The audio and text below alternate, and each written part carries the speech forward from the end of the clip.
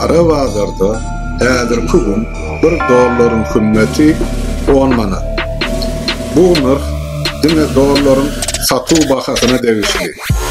Doları satın almak bolsa ne resmi şartda ne de ara bazarda asla mümkün değil.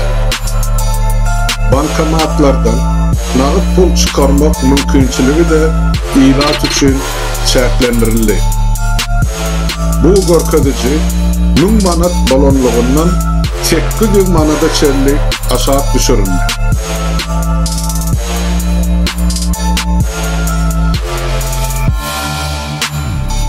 Hökmüravan diktatör halkı gaytadan ta'lamak maksadı bilen täze pulu dolanşyga girizip manatın hümmetini tuğca çıkarmak isleýär.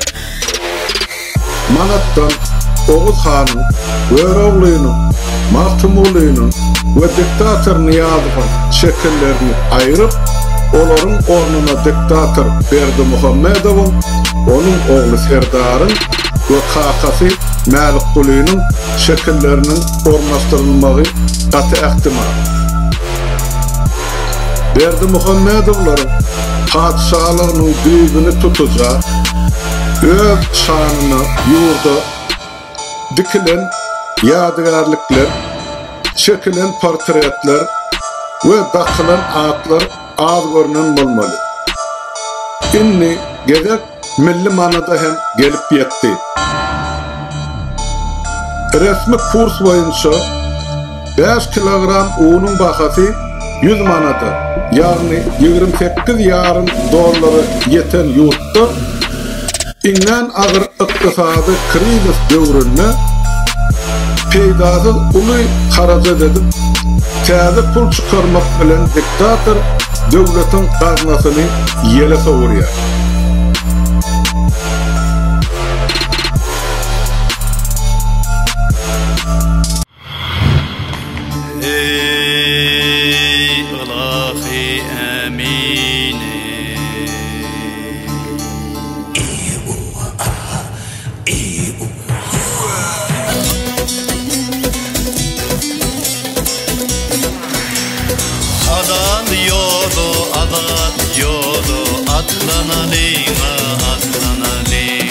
Adam yolu, adat yolu, atlanalım.